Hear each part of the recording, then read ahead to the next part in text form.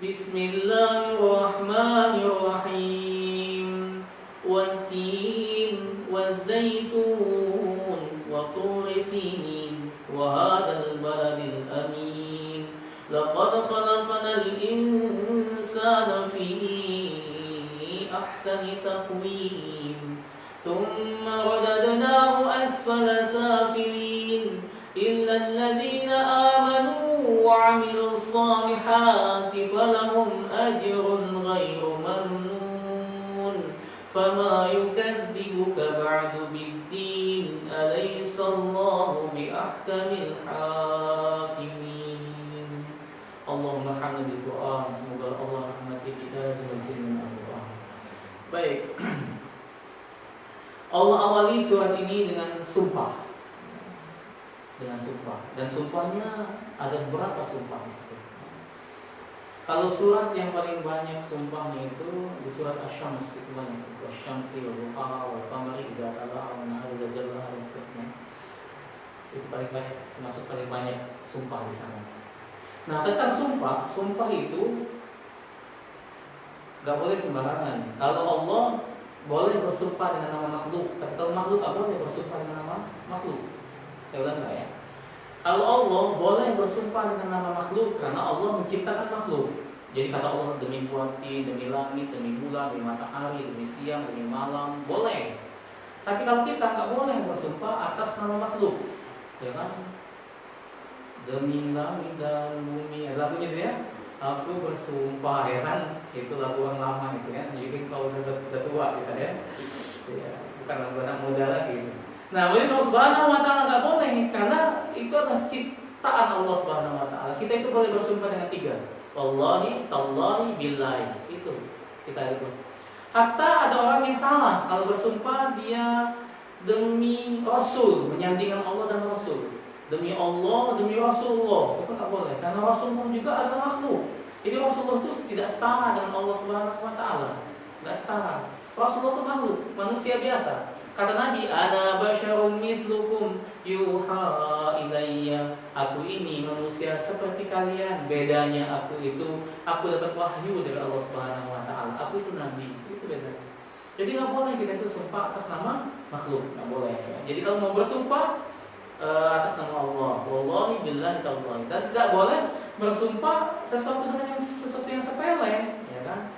Sesuatu yang sederhana, ya kan? Orang itu kan lu tadi ngambil minum gua demi Allah, ini padahal cuma minum doang, kayak biasa aja lah mas ya, mau setelah biasa aja enggak gitu ya, biasanya itu ya. Nah, orang-orang yang bersumpah itu yang kecuali sumpah itu yang memang biasa al-urf, kebiasaan orang, ya kan biasa. Wallahi ada itu orang-orang Arab itu yang kadang-kadang nyebut wallahi ya akhi, wallahi ya akhi ya. Tapi niatnya bukan bersumpah, niatnya itu bukan bersumpah, tapi dia cuma ucapan saja, ya kan? Imbuhan, kalimat imbuhan, bukan niat bersumpah. Lain lagi itu kasusnya ya. Seperti imbuhan yang lebih ramai di media sosial itu, yang kalau saya sebutkan gak enak juga saya kan ada kalimat imbuhan anak-anak muda itu loh ya.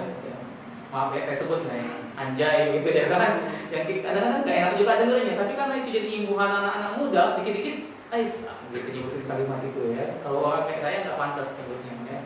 Walaupun itu adalah imbuhan ya, yang diucapkan oleh anak-anak muda hari ini ya. Baik, majelis Allah Subhanahu wa taala jadi sumpah. Jadi kalau Allah bersumpah dengan nama makhluknya itu dibolehkan. Kalau kita bersumpah ya nggak boleh, apalagi sumpah pocong, tanya kan? Sumpah orang gitu ya, sumpah dikubur, sumpah pocong itu menunjukkan keseriusan ya. Kalau dia itu benar-benar nggak melakukan itu.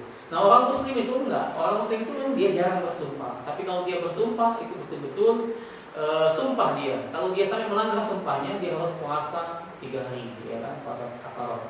Artinya serius soal sumpah itu. Jadi hal-hal kecil nggak usah sumpah, hal-hal kecil. Tapi hal-hal yang kita sumpah itu mesti hal-hal yang besar, ya.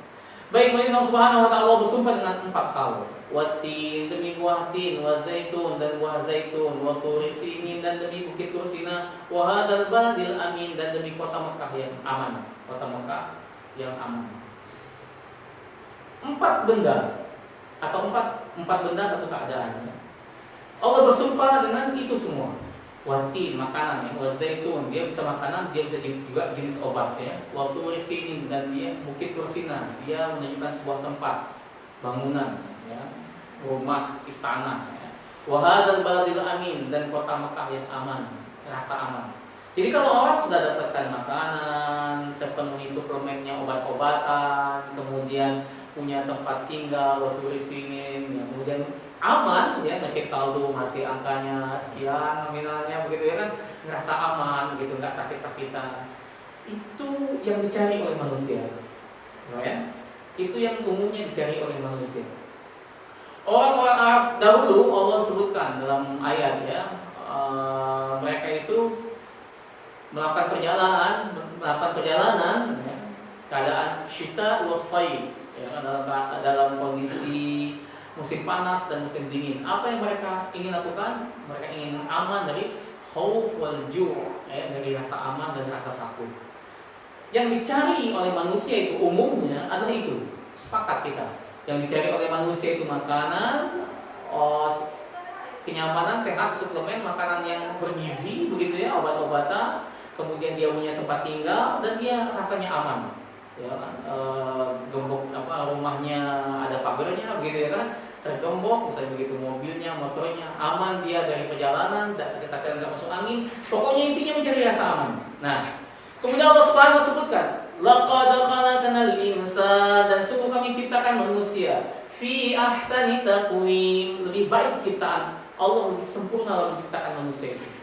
Lebih baik daripada tin, lebih baik daripada zaitun, lebih baik daripada turi sini, lebih baik daripada hadal baladil amin. Jadi Allah bersumpah dengan 4 makhluk ya, satu keadaan ya. Allah sumpah dengan itu semua, itu nggak ada apa-apanya dibandingkan manusia itu sendiri. Manusia itu lebih sempurna daripada tin, zaitun, turi sini, hadal baladil amin. Lebih sempurna daripada itu. Jadi tujuan manusia diciptakan itu bukan untuk kebendaan itu, ya kan? Sehingga Allah Subhanahu sebutkan tsumma wadatnahu, kemudian kami kembalikan dia asfala safilin, kepada derajat yang paling rendah. Kapan dia akan kembali kepada derajat yang paling rendah? Ketika orientasi hidup seseorang itu hanya tin, zaitun, turi sini, hadal baladil amin, hanya kebendaan saja. Saya ulangi Pak ya. Kita ini akan dihitung rendah ketika orientasi hidup kita hanya kepada kebendaan yang ada di dunia ini saja. Seorang ulama jalan sama muridnya kondangan. Dia melihat rombongan anjing duduk nongkrong. Ya, dia tenang. Kata ulama itu, kata muridnya, dia Syekh, itu anjing aku amat ya. Kata Syekh itu, iyalah, ya kan?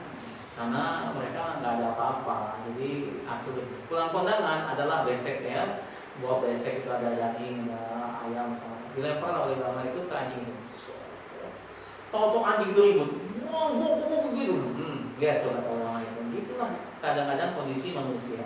Kalau dia nggak ada apa-apa, ya akan tenang. Tapi kalau ada sesuatu yang direbutkan, maka rame dia. Nah, ya. Jadi manusia Allah Subhanahu Wa Taala, ketika orientasi kita ya kepada hanya kebendaan saja, kita rendah, kita lebih rendah daripada binatang. Karena tujuan hidup kita itu bukan itu. Namun kalau gitu Ustaz, kita di masjid aja? Enggak begitu. Kalau gitu kita zikir aja ya, muter-muter tasbih begitu ya kan? Enggak begitu. Sebab ada ayat kalimat selanjutnya, illa kecuali, illa kecuali alladzina amanu, orang-orang yang beriman, wa amilus shalihat, dan beramal saleh. Lihat bingkainya ya, kita kasih bingkai. Kecuali orang-orang yang beriman. Orang yang beriman beda ketika dia ingin mendapatkan tin, wa zaitun, wa turi sinin, wa hadal baladil amin. Itu beda dia. Dia akan dapatkan dengan cara yang baik, dan dia akan mengeluarkannya dengan cara yang baik. Begitu ya. Bahkan orang beriman itu kadang-kadang kalau dia mengambilnya dengan cara yang salah, dia ingin keluarkan dengan cara yang baik.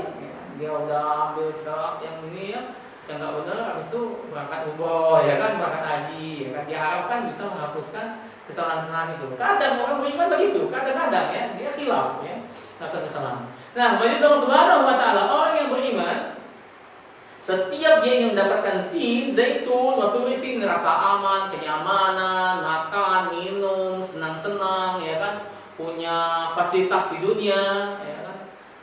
Bukan itu orientasi sesungguhnya, tetapi iman yang membingkai itu. Dia mendapatkannya dengan cara yang benar dan dia memanfaatkannya juga dengan cara yang benar.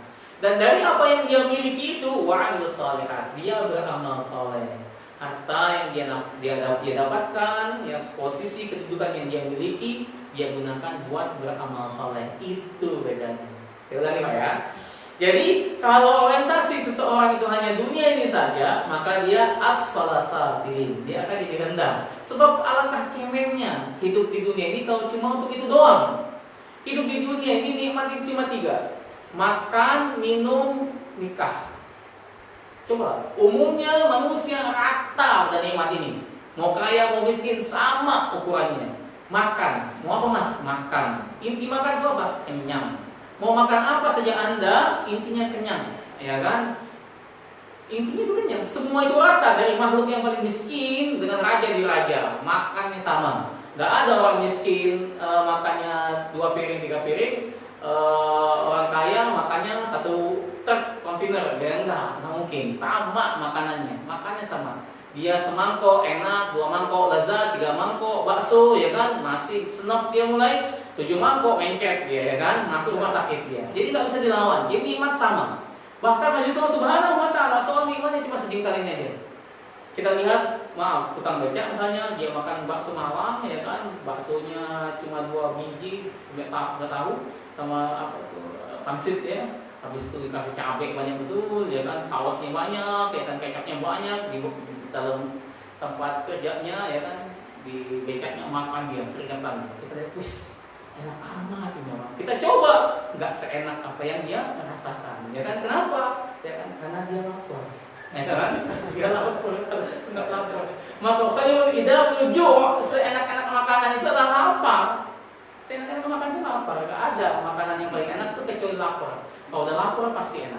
Minum juga sama. Orang biasa minumnya sebotol, ya kan? Enggak, misalnya pejabat minumnya segalon, enggak mungkin, ya kan? Mesti minumnya sama. Itu rata itu. Kalau nggak minum mati, ya kan? Bisa nggak makan sebulan, tapi nggak minum sebulan mati kita, ya kan? Begitu ya. Nah, sama nikmatnya rata. Semua manusia itu sama di sisi Allah Subhanahu Wa Taala dalam hal nikmat itu. Yang ketiga nikmat menikah. Ada jomblo di sini, ada ya. Nikmat menikah, Mas Pak, Nabi Adam tuh enak di surga, tapi masih gak enak karena gak ada Hawa. Makanya dia setia, ya kan, bolak-balik dari istana itu, apa ini, ngapain ini, makan apa, semuanya ada. Itulah makanya ya, kalau kita punya jari jemari ini, setiap sendinya punya yang harus disedekah. Setiap jari-jari kita ini, ya kan, ada 350 jari, apa istilahnya? Apa ini apa namanya nih? Oh, sendi ya. Setiap sendi kita ini punya 360 sendi, maka sendi yang paling menyakitkan itu adalah sendirian. Nah, ya kan, kayak Nabi sendirian dia. Ngapain lah doa ini, kan? Tetap nggak enak ya. Dalam surga tetap nggak enak. Sehingga dia di Allah ciptakan Hawa, ya kan, dari tulang rusuknya yang bengkok, ya. Jadi wanita itu memang bengkok, wanita itu ya. Jadi kalau dilurusin dengan keras dia patah, kalau dia dilembutin dia tetap bengkok, ya kan, dari tulang rusuk. Maka kita boleh hitung rusuk kita ada berapa? Kayaknya ada 4, ya kan. Jadi kalau sini 1 masih ada slip 3 lagi, ya. Baik, ini Allah Subhanahu Wa Taala. Nah, nikmat menikah itu semua sama. Mau istri artis, istri orang kampung biasa sama mas, ya kan, mati lampu sama rasanya, ya kan, gelap-gelapin dikit sama rasanya, nggak bisa dibohongin, semua rasanya sama. Nah, itu kehidupan dunia itu, dan itu rata Allah Subhanahu Wa Taala berikan kepada semua manusia, rata. Cuma kadang-kadang kita ini aja pengen ini, tidur kita itu ya secukupnya tidur, gitu ya kan, ngantuk gitu. Nah, kalau orientasi hidup kita ini hanya dunia ini kebenaran saja, sama sesungguhnya. Makanya kata Nabi SAW, orang itu kalau terkumpul padanya 3 hal, maka dia sudah jadi raja. Kalau dia bangun pagi-pagi dalam keadaan sehat, kemudian dia punya tempat tinggal, ada yang tempat tinggal dia ya, ada yang dia makan hari itu ya, dia punya tempat tinggal, dia ngumpul sama keluarganya, dan dia ada yang dia makan hari itu, ada yang dia makan hari itu, maka dia seperti raja hari itu. Jadi bangun kita sehat, kita punya tempat tinggal, enggak kita tidur di kolong jembatan, hujan-hujan panas-panas, begitu ya, kadang-kadang mungkin diusir oleh satpol pp, misalnya begitu kan, enggak begitu kita ada tempat tinggal, ya, walaupun mungkin kontrak ataupun kecil begitu ya, tapi kita enggak sampai kehujanan ya, enggak sampai masuk angin gitu ya. Kemudian kita kumpul semua keluarga ya, berarti kita sehat, bangun sehat, ngumpul sama keluarga, kemudian ada yang kita makan, walaupun tadi itu makannya nggak semewah sultan gitu ya, yang es krimnya diparut pakai emas gitu ya kan, buat apa lah, cuma lewat sini doang ya kan, makan apa aja kalau keluar juga jadi emas begitu ya kan. Jadi manusia Allah Subhanahu wa Ta'ala, jadi masih ada harga kali itu ya. Nah jadi kalau kita ini sehat, kemudian ngumpul dengan keluarga, ada tempat tinggal, kemudian ada yang kita makan, walaupun nggak mewah, tapi cukup mengenyangkan, menegakkan pinggang belakang kita, ya, tulang belakang kita, maka kata Nabi SAW, orang itu sudah raja hari itu. Hari itu sudah raja. Nah, jadi uji syukur kita saja sebenarnya. Baik, nah jadi boleh kita menggapai tin zaitun wa turi sinin, segala fasilitas dunia ini, asal bingkainya adalah iman, mendapatkannya dengan benar, terus keluar juga dengan cara yang benar. Kalau pertanyaan di alam kubur itu, ya di akhirat nanti, yang ditanya tentang umur, masa mudanya, itu cuma satu pertanyaan, tanya umur, masa mudamu kau habiskan buat apa, ya kan?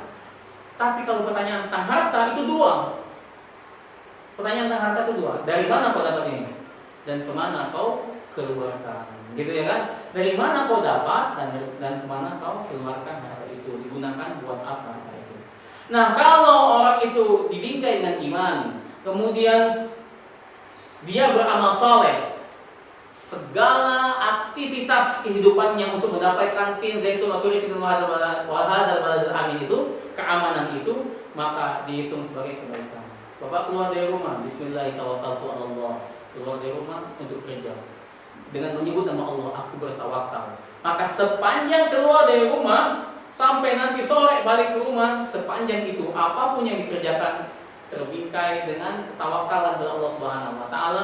Dan iblis berkata, hadisnya sahih, iblis berkata, bagaimana aku bisa menggodanya? Dia ini minta perlindungan kepada Allah, jadi aku nggak bisa goda dia, aku nggak bisa melincirkan dia, sebab dia bertawakal kepada Allah. Jadi dari keluar buka pintu, bismillah, naik kendaraan, nyalain mobil, nyalain motor, dalam perjalanan itu dihitung sudah sampai nanti pulang, jam berapa nanti pulang ke rumah, dihitung sebagai ibadah, karena dia dilakukan dengan iman dan amal saleh.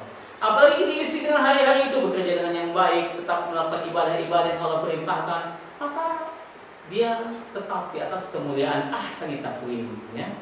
Falahum, bahkan tidak sampai di situ, falahum ajruhum 'inda falahum ajruhum ghairu mamnun, dan kami akan balas dia dengan balasan yang tidak putus-putus. Tidak putus-putus itu dua maknanya kata para ulama. Yang pertama tidak putus-putus, yaitu balasan surga, itu yang pertama. Yang kedua kata para ulama, balasan ajrun ghairu mamnun itu, balasan yang tidak putus-putus itu adalah ketika dia biasa melakukan ketaatan itu, kemudian suatu saat dia tidak mampu melakukannya karena sakit, karena safar dalam perjalanan, atau karena lupa, tetap dia dihitung seperti orang yang biasa melakukannya. Itu maksud ajrun ghairu mamnun, tafsir para ulama, ya. Jadi ketika seorang itu biasa misalnya sholat malam, biasa dia sholat malam, qadarullah, Allah takdirkan malam itu dia ketiduran karena dia kecapean banget tadi siang misalnya, maka malam itu dia seperti orang yang melakukan kegiatan biasa dan ketaatannya, yaitu sholat malam, ya kan? Sebab dia biasa begitu, niatnya itu dihitung oleh Allah Subhanahu wa Ta'ala sebagai kebaikan. Nah, itu maksud daripada ajrun ghairu mamnun yang kedua. Jadi pahala yang di surga, yaitu pahala yang pertama adalah dia dimasukkan ke surga, yang kedua maksudnya adalah balasan yang tak putus-putus walaupun dia tidak melakukan hal itu. Nah, gitu ya. Jadi misalnya seperti kita melakukan tadi itu ya, keluar dari rumah, baca bismillah, bertawakal sama Allah, maka segala aktivitas kita ini dihitung oleh Allah Subhanahu wa Ta'ala sebagai kebaikan, tidak putus-putus. Kemudian kalimat ayat yang kedua terakhir Allah Subhanahu wa Ta'ala sebutkan, "Fama yukadzibuka ba'du biddin." Lalu mengapa kalian mendustai agama ini? Kalian tidak percaya dengan agama ini. Kalian tidak percaya dengan undang-undang, peraturan atau ketetapan yang Allah Subhanahu wa taala berikan ini. Alaihissallahu bi ahkamil hakimin. Apakah bukan Allah sebaik-baik hakim dalam memberikan keputusan, sebaik-baik hakim yang memberikan kebijakan. Jadi majelis Allah Subhanahu wa taala, apapun aktivitas kita, apapun yang ingin kita gapai, ingin kita dapatkan dari tin, zaitun, wa turisin, wa halal baladin amin, apapun itu, maka bingkailah dengan amanu wa amilus shalihat, dengan iman dan amal saleh, agar supaya kita tetap pada fi ahsani taqwim, sebaik-baik ciptaan Allah Subhanahu wa taala. Kalau makan, bahkan binatang pun makan, monyet-monyet di dalam hutan itu pun makan, kerbau, sapi makan, sapi kebo di sawah makan, suara azan berkumandang, hayya 'alas shalah, kata sapi sama Pak Tani, itu suara apa itu Pak? Pak Tani, oh itu suara azan. Buat apa itu? Buat orang manusia beribadah. Ya udahlah, ibadah Pak. Kalau Bapak nggak ibadah sama kayak saya ini, ya kan, di kebo ini ya, di dalam berkubang dengan di sawah, ya makan sama makan. Tapi bedanya petani itu dia sholat, kebunnya tetap makan. Ya, makanya kata Allah Subhanahu wa taala dalam surat yang lain ya, dalam surat Al-A'raf kalau nggak salah ya, manusia itu Allah ciptakan bagi dia, Allah berikan kepada dia itu walaqad zara'na li jahannama katsirun minal jinni wal ins. Lahum qulubun la yafqahuna biha wa lahum a'yunun la yubsiruna biha wa lahum adanun la yubsiruna biha wa lahum adanun la yasma'una biha ulaika kal an'am bal hum adall. Nanti akan penuh dalam neraka jahanam itu dari golongan jin dan manusia. Mereka itu dikasih Allah mata enggak lihat, dikasih Allah telinga enggak dengar, dikasih Allah hati, tapi tidak dia gunakan untuk instrumen itu untuk ketaatan kepada Allah Subhanahu wa taala. Tidak gunakan untuk memperkuat iman dan melakukan amal saleh. Maka balhum adall, dia itu lebih jelek daripada binatang. Nah, kita tak mau begitu. Kebo mati, kita juga mati. Sapi mati, kita mati. Kayu mati, kita adalah mati yang menutup daripada dosa dan kesalahan, dan kita akan menunggu pahala yang sudah kita lakukan. Saya ulangi ya. Mati kebo, mati sapi, ya kan? Beda dengan matinya kita. Kalau matinya kita terputus dari dosa-dosa kita istirahat dari dosa-dosa kita. Yang kedua, matinya kita menunggu janji Allah yaitu pahalanya. Ya kan? Kullu nafsin dha'iqatul maut wa innama tuwaffawna ujurahum yaumal qiyamah. Faman zuhriha 'anil nar wa udkhila jannah faqad faz. Semua orang mati, semua makhluk mati, ya, yang bernyawa mati. Nah, orang-orang dan nanti di akhirat akan disempurnakan pahala bagi orang-orang yang melakukan kebaikan. Jadi kita itu nunggu mati, kemudian setelah kita mati, kita akan lihat pahala daripada sholat kita, pahala dari taklim kita ini, pahala daripada Quran yang kita baca, pahala dari ilmu yang Allah Subhanahu wa taala berikan dari upaya yang kita cari. Akan kita cari pahala. Gak akan kita bisa masuk surga sebelum kita mati dulu. Nah, jadi kadang-kadang gak perlu takut mati. Sebab dengan mati itu kita bisa lihat janji Allah Subhanahu wa taala. Itulah bedanya. Jadi majelis Allah Subhanahu wa taala semoga ada manfaatnya. Ayat yang kita bahas dan kita kaji, sedikit-sedikit ilmu itu kita nikmati dan motivasi kita untuk menjadi pribadi yang semakin lebih baik sampai Allah wafatkan kita dengan amalan-amalan yang terbaik yang bisa kita lakukan. Hadanallahu wa iyyakum ajma'in. Subhanallahi wa bihamdika nasyhadu an la ilaha illa anta wa nastaghfiruka wa natubu ilaik. Assalamualaikum warahmatullahi wabarakatuh. Oh ya, boleh kalau mau ditanya. Sekarang ini kita tahu itu Ustaz, banyak manusia berlomba-lomba membuat kebaikan, tapi selalu diekspos. Nah, contoh ini kita mau beli batuan, diekspos. Saya tahu lagi nih. Nah, saya mohon penjelasan Ustaz. Kalau model begitu menurut agama kita gimana gitu Ustaz? Baik. Terima kasih Ustaz. Ya. Jadi dalam Al-Quran itu perintah wa anfiqu mimma razaqnakum sirran wa alaniyah, dan infakkanlah nafkah yang kau berikan, rezeki yang Allah berikan kepadamu itu sirran wa alaniyah, dengan terang-terangan dan dengan sembunyi-sembunyi. Ada ayat yang lain wa anfiqu mimma razaqnakum lailan wa nahara, dan nafkahkanlah harta yang Allah berikan kepada engkau itu siang atau malam, ya kan? Jadi soal melakukan amalan itu terang-terangan maupun sembunyi-sembunyi ada perintahnya. Siang atau malam ada perintahnya. Nah, itu ada perintahnya. Kalau terang-terangan, ya kan, itu memotivasi orang lain untuk melakukan kebaikan. Kalau sembunyi-sembunyi itu memadamkan kemurkaan Allah Subhanahu wa taala dan lebih terjaga akan keikhlasannya. Sama juga seperti ibadah. Ada ibadah kita ini wajib terang-terangan, yaitu sholat 5 waktu. Gak boleh ya, sholat Jumat. Gak boleh itu kita ngomong, Pak Kiai, Anda kok gak pernah sholat Jumat di masjid? Oh, saya sholat di Mekah mas, ya kan? Sholat di Mekah, iya. Zaman dulu kita percaya, zaman sekarang mana lah, ya kan? Naik apa dia ke Mekah sana, ya kan? Jadi dia kiai itu harus tampak dia sholat di masjid kalau hari Jumat, karena itu adalah amalan yang terang-terangan. Gak boleh dia sembunyi-sembunyi. Yang sembunyi-sembunyi itu sholat sunnah, ya kan? Nah sama juga begitu. Zakat boleh terang-terangan. Kemudian infak boleh terang-terangan, boleh juga sembunyi-sembunyi. Nah kalau terang-terangan itu lebih kepada memotivasi orang lain, atau ya kan, dia harus lebih berhati-hati untuk menjaga keikhlasannya. Jadi itu urusan dia dengan Allah Subhanahu wa taala. Lebih sulit menjaga keikhlasan kalau terang-terangan. Lebih terjaga berinfak itu dengan sembunyi-sembunyi keikhlasannya. Nah, tinggal kita pilih. Maka Ali bin Abi Thalib radhiyallahu anhu kalau punya harta, dia bagi menjadi 4. Yang pertama, dia kasih untuk keluarganya. Yang kedua, dia pegang untuk dirinya sendiri. Kalau ada kebutuhan-kebutuhan, ya, beli sendal, kalau misalnya putus gitu ya. Nah, jadi untuk kebutuhan dia. Kemudian yang ketiga, dia infak di waktu malam, dan yang keempat, dia infak di waktu siang. Ketika dia ditanya tentang konsep itu, dia katakan infak di waktu siang itu ada perintahnya, dan infak di waktu malam itu ada perintahnya. Aku ingin dapatkan dua pahala itu. Nah, gitu ya. Jadi tinggal kepada orang itu saja. Dan kita tidak boleh menghakimi siapapun yang melakukan kebaikan terang-terangan. Sebab ada seorang tabi'in itu, Ibnu Sirin namanya, ketika dia mengatakan orang nangis ya, orang itu nangis, riak itu ya, sum'ah.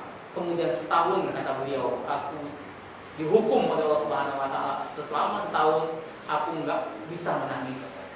Karena dia nganggap remeh ibadah orang itu. Nah, gitu ya. Walaupun secara zahir enggak bisa kita bohongi, ada orang yang tampak riaknya, tampak ini secara zahir menunjukkan betul kalau itu riak, ya kan? Cuma kita tidak usah menghukumi, ya kan? Seperti yang saya ceritakan rasanya di pekan yang lalu, ada orang, siapa yang mau nyumbang semen? Saya Pak, siapa Pak? Hamba Allah. Sudahlah Pak Soeb, nama Bapak kan Pak Soeb, terus nama hamba Allah. Dia agak ikhlas Pak, ya kan? Sebut nama Allah. Kalau orang udah tahu namanya Soeb Pak, ya kan cukup. Urusan dia sama Allah, biarin Allah yang punya urusan. Jadi kita nggak boleh menghakimi, ya kan? Tapi dibolehkan dalam syariat, bukan dalam perintah dalam syariat, untuk boleh terang-terangan dan sembunyi-sembunyi, ya kan gitu. Jadi kalau misalnya ada perasaan dalam hati kita, nanti dia ini, misalnya mau infak ya, atau amalan apapun, tapi yang contohnya infak ya, kayaknya riak saya, langsung kerjakan, sebab itu tipu daya iblis. Kayaknya saya riak. Oh biarin, hantam aja, ya kan, berikan. Nanti biarlah Allah yang menilai. Justru itu bisik-bisik dari syaitan, apa menilai, gitu ya kan. Jadi ya, kalau misalnya ada perasaan dalam diri kita nih, nanti saya ya udah amat gitu ya. Langsung infakkan biarlah Allah Subhanahu wa taala yang menilai amal kita itu. Ya, kita nggak boleh menilai orang, kita bermuhasabah dengan amal kita sendiri. Wallahu a'lam bishawab. Ya, baik. Baik, cukup ya. Iya. Ya, baik. Saya kembali tutup ya. Assalamualaikum warahmatullahi wabarakatuh.